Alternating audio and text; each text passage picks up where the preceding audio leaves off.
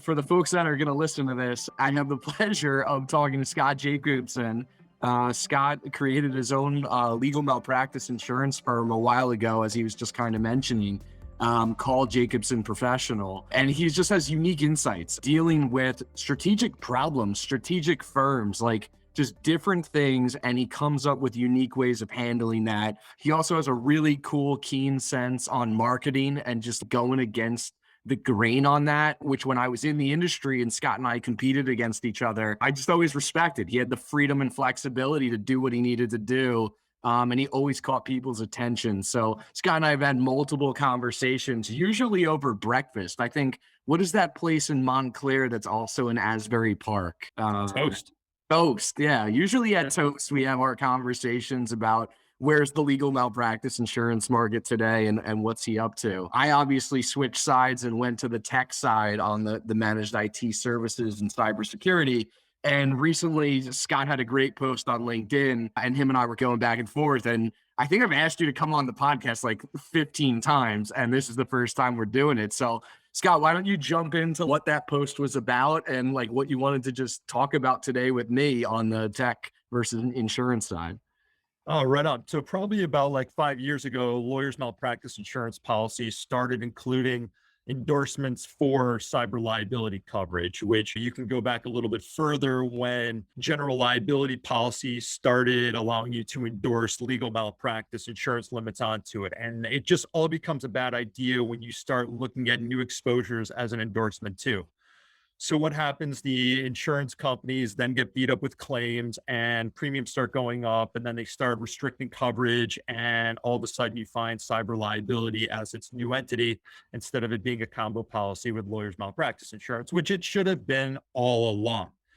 There's no possible way to quantify what a new exposure is going to be until you get beat over the head with how much you're going to be paying out of pocket for it. It inadvertently thrust me into the cyber liability world probably about 5 years ago. And over the past 5 years, cyber liability policies have become more and more expensive while the coverage has become more and more restrictive. So it's not really a great time in our world where you're going to find a super broad policy for peanuts. It's just you're going to get what you pay for. And one of the policies that I deal with is probably one of the last, the dying breed, where they do not place any restrictions on some of the coverages within the cyber liability policy and can offer up to $5 million limits in the policy, which doesn't seem all that exciting, except for the fact that that is the fossil in the room. Like it doesn't exist. That's what you're probably alluding to in the post, that I've done my digging and I have found something that really doesn't exist, because where you might get a $2 or $3 million limit cyber liability policy, you have all $3 million available for social engineering, for any sort of exposure that's going to come out of that policy. And as opposed to having a sublimit on it that might say, well, you might only get $100,000 limits. And then you're thinking, why am I buying a $3 million policy if all I have is a $100,000 limit? You got to be able to read between the lines and get your money's worth. And that's really what I want. Absolutely. I remember when I was still in the space, every cyber insurance policy was different. All the wording is different. The language is different. What they call one thing from one carrier to another is different. The verbiage they use in the policy wording is different. And the number one thing that you picked up on in that post that I was seeing as well was that I'm buying a $3 million, $5 million, even $1 million cyber insurance policy, and I have a $25,000 sublimit or a $100,000 sublimit. And to me, as soon as you saw sublimits, you knew that's where they were expecting the claims from. So they were limiting their exposure on that specific line item. And then when you're deep in that world, as you are with your legal malpractice client or just in the cyber world in general, you start to see the claims, right? You start to get the examples from the insurance carriers when they come out to visit you or give you a call, or the wholesale brokers or whoever it is. You start to understand the claims that are actually coming in on these policies and where they're hitting. And boom, you're like, hey, that's the sublimit. And if I'm going to protect my client, I don't want a sublimit there. I want that available for them. So yeah, that it was just a great post on how you explained it. Yeah, true. Well, you have now shifted to the cybersecurity and the cyber prevention side. I'm on the cyber reaction side. And the one thing that your preventative measures cannot account for is general human error, right? Correct. Yep.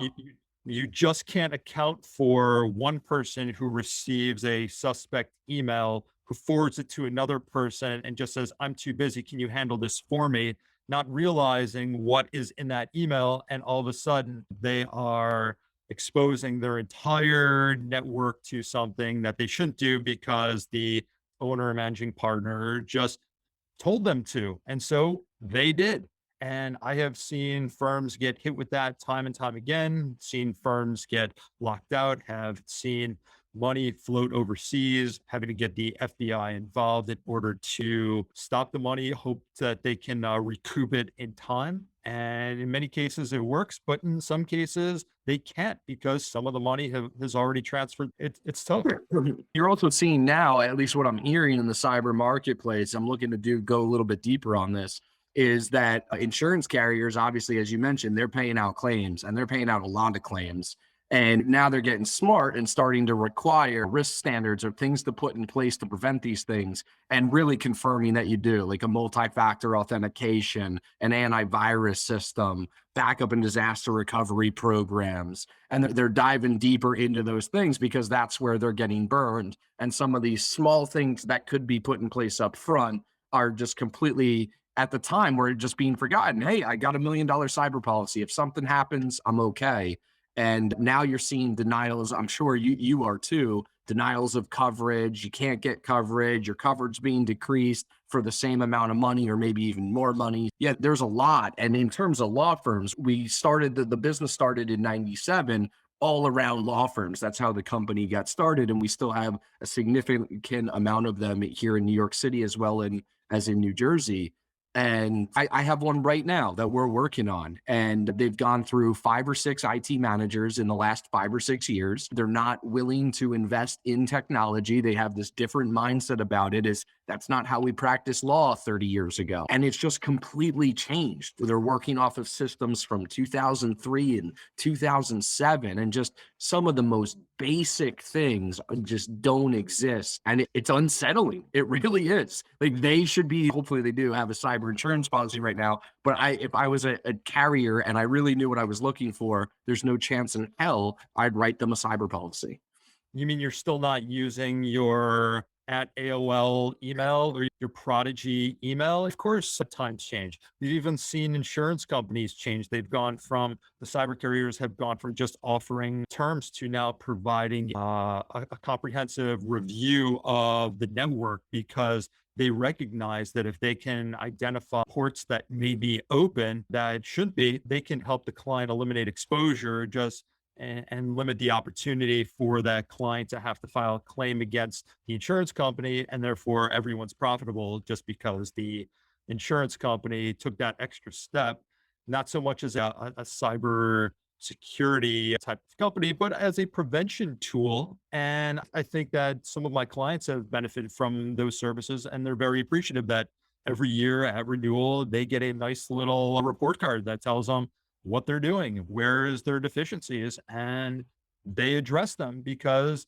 the report card says that, hey, you're failing here. Yeah, it's great to see them getting the cyber insurance companies getting more proactive on the front side of it. When I was there or in the business, it was, hey, we have this e-risk hub and we provide all these additional services once you purchase. And I think I was talking to somebody the other day, like an e-risk hub gets utilized like 3% of the time or something like that. And the aspects of those additional services that I always loved was like the data breach coach or the forensic company to bail them out. Because normally when these incidents happen, they have no idea where to go. And so I love that part of it, but getting more proactive is going to help both the insurance companies and the firms. At the end of the day, you're trying to protect your firm. And something that we always get into is like reputation, right? If the firm's reputation means something to them, a lot of their relationships, this one I'm talking about deals with hospital systems, and they've built a great reputation in the hospital system space.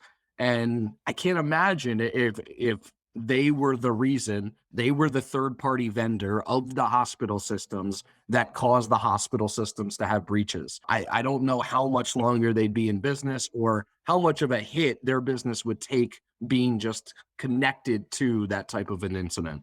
Well, what happens if a breach is then responsible for putting the business out of business? And then all of a sudden, someone who has been an employee of a company for years now loses their job because of a decision made by the uh, chief information officer or the chief technology officer. And now you have a directors and officers claim on top of it. So, decisions about cybersecurity and decisions about insurance that are all made by management exposes law firm management in so many different ways and connects so many different policies that it's really tough to comprehend that all of these policies need to be working in sync together. Otherwise, any one of these exposures could be a multi-million dollar hit, and that could be something that takes the company down. Unbelievable. So we are up on time, but ladies and gentlemen, that's Scott Jacobson Professional. If you are a law firm, you should definitely be considering Mr. Jacobson for all of your coverages, not just legal malpractice. Scott, dude, I appreciate you coming on, man. I do have to jump, but if you want to do this again, let's get after it. Absolutely. Let's find another time and another topic to talk about. It's been great talking to you, Anthony. Thank you for having me. Awesome. See you, man. See you. Be good.